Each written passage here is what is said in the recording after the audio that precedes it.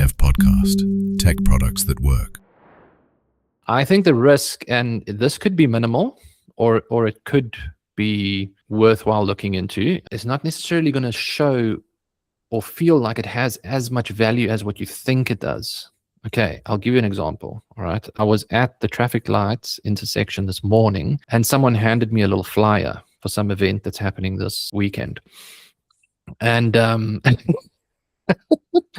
I can tell that the flyer was made with AI. I can immediately tell the flyer was made with AI because it's just got that whole, I don't know why, because there are so many different agents and so many millions of people are using this thing for different things, but their graphics and the style of design always looks exactly the same. I'll give these guys props, because the first thing I did was I looked through that flyer and I studied it intensely to find where it left a little trace of, like, do you like option A or B? Or something like that, because sometimes you actually find that in magazines and newspapers and websites and stuff, which is hilarious. But there was also a case recently where a senator or something in Canada read a portion of a speech. Yes, he read the portion of the speech where it said, "This is a more casual, would you like me to?" But here's what I want to say about that. I'm not necessarily digging at them, because for me, that was an appropriate tool to use for the application at hand, because it's just a little flyer that people are going to look at. They're going to get the time and the date and the event and what's happening at the event, and they're going to throw it away, within a day or two when the event has happened and it's gone. So it doesn't matter. And it's like a little event, it's like a local event. So not a lot of budget has gone into it. So perfect. Most likely what happened over there was the printer was approached, and the printer can print the flyers, and the printer is like, the designer is literally just going to prompt the information that you gave me, and therefore you don't even have to cover artists' fees. We're just going to print it. So 100%. Okay. So the question you got to ask yourself is, my website, do I want to come across as something that doesn't have value? Okay, in that regard, because remember now, people are not stupid. It's only been a couple of months, and we can already tell when something is AI or when someone has put a lot of effort and time into this thing.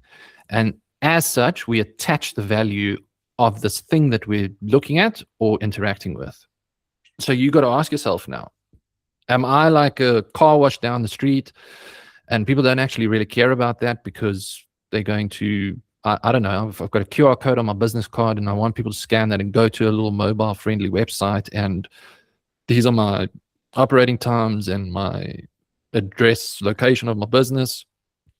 And come over there, and for $70-80, I'm going to wash your car and be done with, and that's cool. I don't think people are going to judge you harshly. Like they're going to open the thing up, see, oh my gosh, I can see that an AI agent built this, but who cares?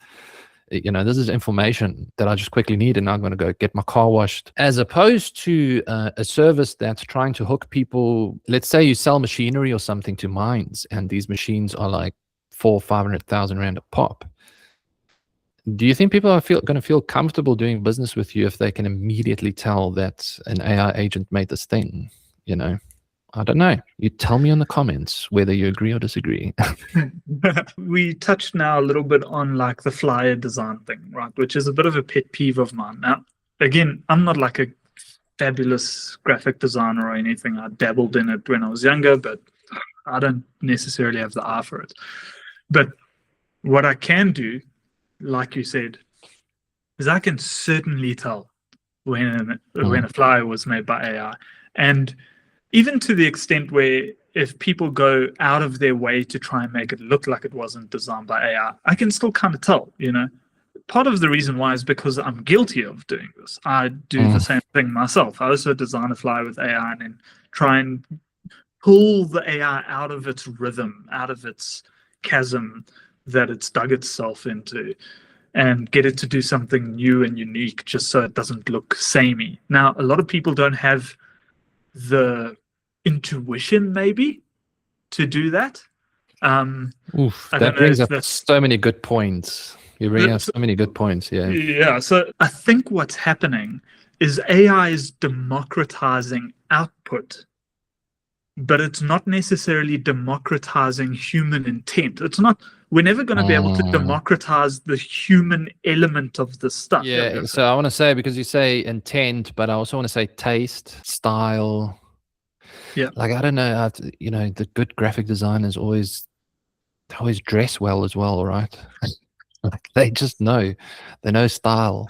Damn, that's my problem.